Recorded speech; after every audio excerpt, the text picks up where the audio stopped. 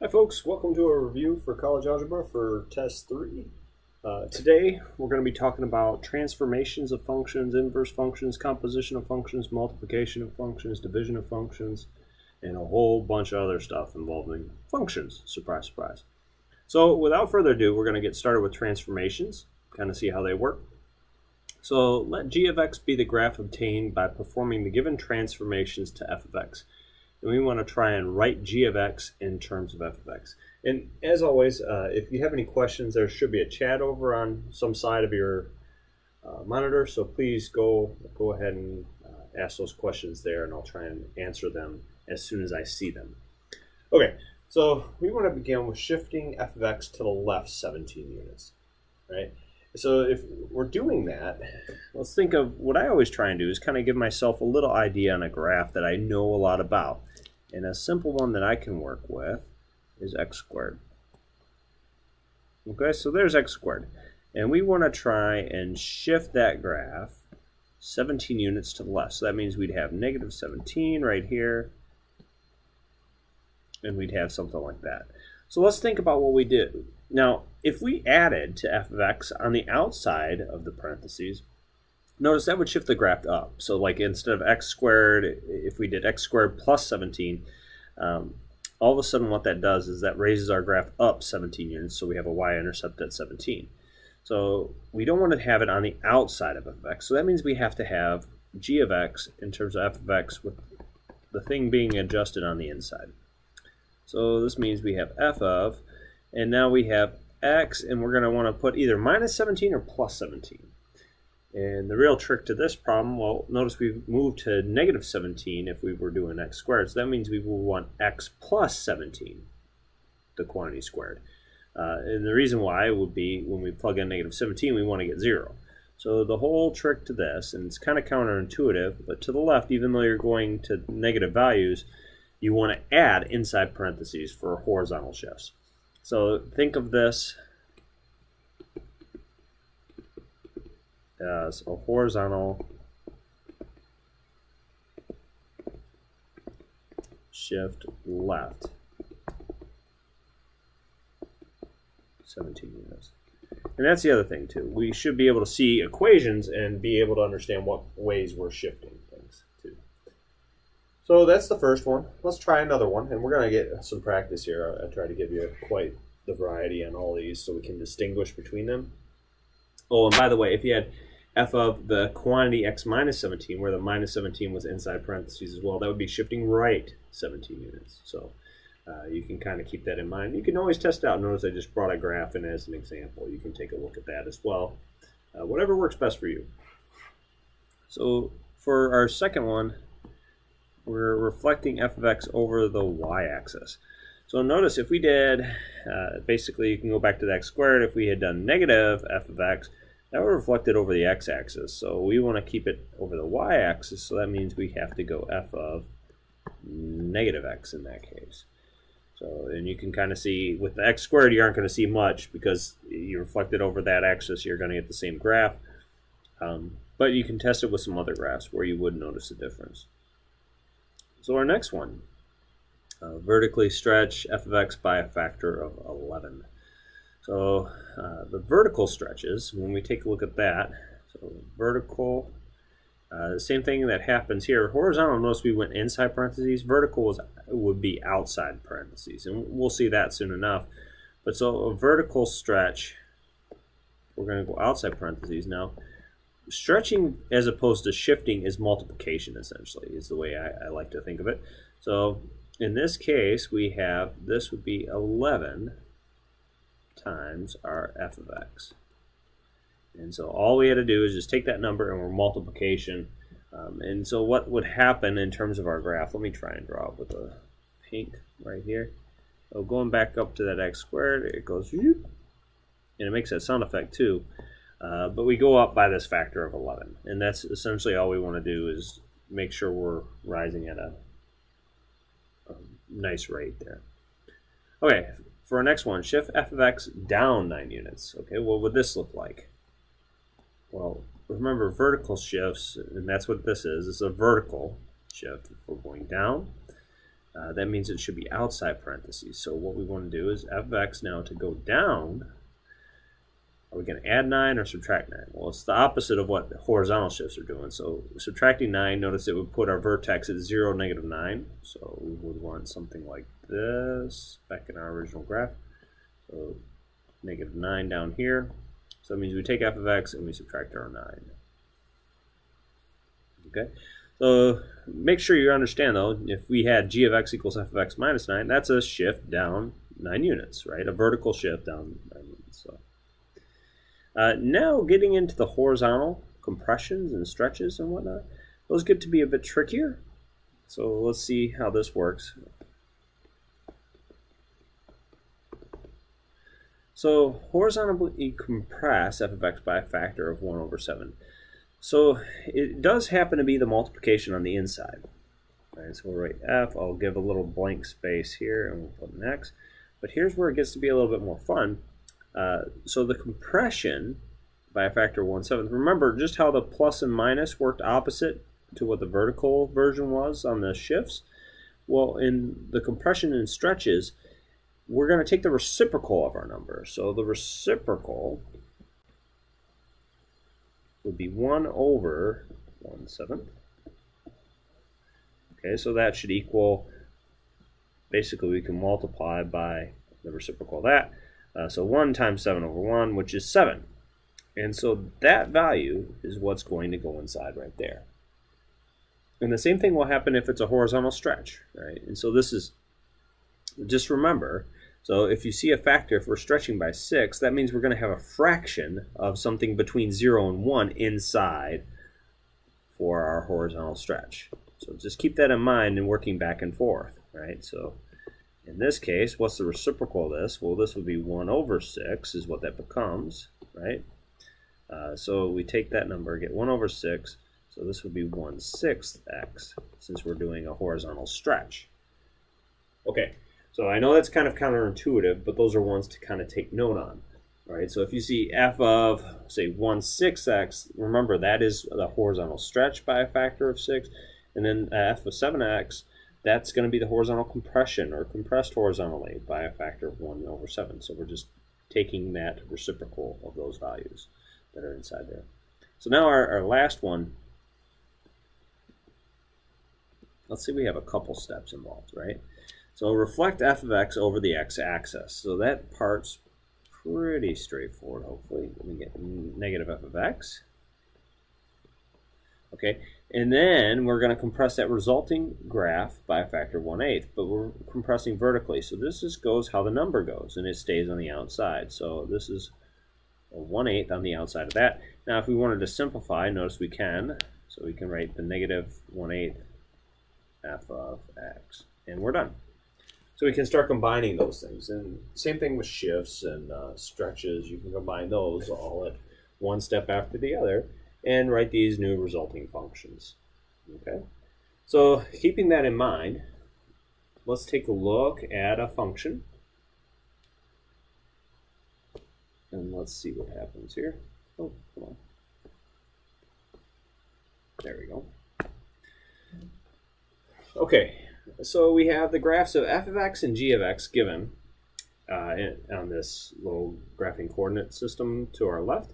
And we want to find an equation for g of x in terms of f of x. So let's take a look as to what's happening here. So notice, they're the same for that value. But then when we go to here, we have 2 for that value and then 4 for that value. And that lasts for that distance there. Then we go from, here's 1, and then here is 2. And that lasts for a little while. Then our functions are the same again. Then down below we'll have -3. And our y values, notice I'm focusing on the y values here. -6. We can even mark off a couple others. This is -2, but this is then -4 for those x values. And notice I'm making sure that these are all the same x values.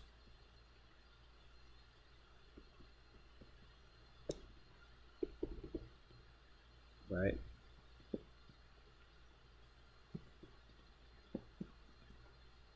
So we're lining up all those x values, and let's see what's happening all the time. So the interesting part, if you notice, every time we have either same when we're at the intercepts, right? So in those cases, remember, our y value is 0. Or if we had like 2, we jump to 4. If we had 1, we jump to 2. If we had -3, we jump to -6. If we had -2, we jump to -4. So what's happening every time? Well, we're taking the f of x graph and we're doubling it, right? And so the way to kind of go that, you take f of x and we're going to multiply all those values by 2. And it's as simple as that, right? So this is what we've done, and now you can see it. This is a vertical stretch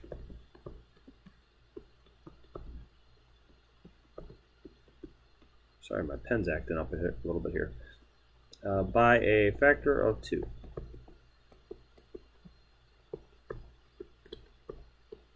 There we go. Okay, so another way, by the way, if we wanted to write f of x in terms of g of x, we could write f of x equals 1/2 x, or 1/2 g of x, sorry. So if you started with g of x, just a little FYI there, what are we doing? Well, this is a vertical compression.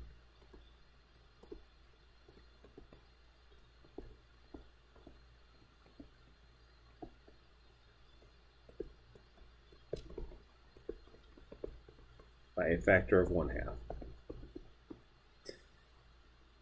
Now, keeping this in mind, how do we look at, let's say there was a horizontal stretch or a horizontal compression. You're going to see things go in a different direction. They're going to stretch out or in those ways. Now remember, this relates back to the previous section too. If things are getting tighter towards that y-axis, if they're getting closer to the y-axis, that's going to be a whole number bigger than 1 on the inside of the parentheses. Versus if they're going away from the y-axis, you're talking whole numbers that are between 0 and 1. Okay? I know that can be tricky, but that's something you got to be aware of, is how we compress and stretch and do all these graphs, because that's all coming down to transformations. Now, where do transformations kind of come from? Well, we'll kind of see what's happening here. We'll start to work with some functions and see how this all shakes out. Okay, let's try a new color. Let's go with blue. Okay, so for our first one, notice you see fgx, right? And what the heck does that mean? Well, that means you're multiplying the two functions. So that means this is a shorthand notation for f of x times g of x. Notice it's a solid dot I'm using here, not a hollow one like you see down below. That means something totally different. So I want you to be aware of that as well. So this is f of x times g of x. So notice this makes f of x is just 5x minus 1. And g of x makes x squared minus 2x plus 10 all over 4 minus x. Oops. Okay. So now usually I'd say, oh, that's good, you're done. But just in case, I want you to be aware if you had to multiply things out or do something like that, how do we go about doing it? It's not too bad. So you got to take 5x times each of these terms, and then you have to do the same thing when they get 1, right? So 5x times each of those terms. What do we get? We get 5x cubed minus 10x squared, and then plus 50x. Now we got to subtract 1 on each of these. So minus 1, so we'll get minus x squared. And then minus 1 times negative 2x makes plus 2x. And then we got to go minus 10. And all of this shindig is over 4 minus x. Okay. So what does this equal? Well, the bottom will remain 4 minus x. We might be able to factor out a 4 minus x, but I think you'll see right away that it isn't going to work. 5x cubed. So notice we have a negative 10x squared and another negative x squared. That makes minus 11x squared. plus 50x, and then plus another 2x makes plus 52x. And then what else do we have? Minus 10. And that's it. Okay. Now, how could you check and see if 4 was going to 4 minus x was going to be a factor of that? Just plug in 4, and then you'll see right away it doesn't work. And so after that, you're good to go, right? If it were to work, by the way, it would have been a factor of either x squared minus 2x plus 10 or 5x minus 1 is not. So that's why I can tell right away it's not going to work as well. Okay, our next one, f divided by g of x. So what the heck does this look like? Well, this is just going to be f of x divided by g of x. So notice that's f of x, so this might be a little bit trickier than what we might think at first. This is 5x minus 1, and g of x, what is that? That's x squared minus 2x plus 10 divided by 4 minus x. Okay. So when we divide by a fraction, it's the same as multiplying by the reciprocal. So we'll write down 5x minus 1 again. But now we're going to multiply by 4 minus x all over x squared minus 2x plus 10. Common mistake I see here, and I should have mentioned it before, multiplying fractions, you do not need to multiply by both the numerator and denominator. That's when we're adding things, right? Adding things, I should be a little bit more specific. Adding fractions. So when we take the 5x minus 1 and multiply by 4 minus x, so we take, you can take a look here. Same thing, same rules apply. You're going to take the 5x to each of the terms, then you're going to take the negative 1 to each of those terms, and there. So I'll actually, well, I'll write it out. I was considering skipping some steps, but that's okay. So we go 20x minus 5x squared, and then minus 4, and then plus x, all over x squared minus 2x plus 10. So what does this equal at the end of the day? So notice we have I'll write it where we decrease the terms as well, negative 5x squared. 20x plus x makes plus 21x, and then minus 4,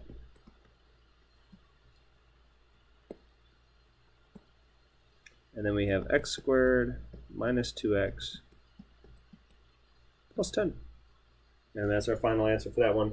As I said before, though, if it's up to me, you don't have to simplify. I just want you to be aware if you do have to simplify or expand or things like that, how to do it.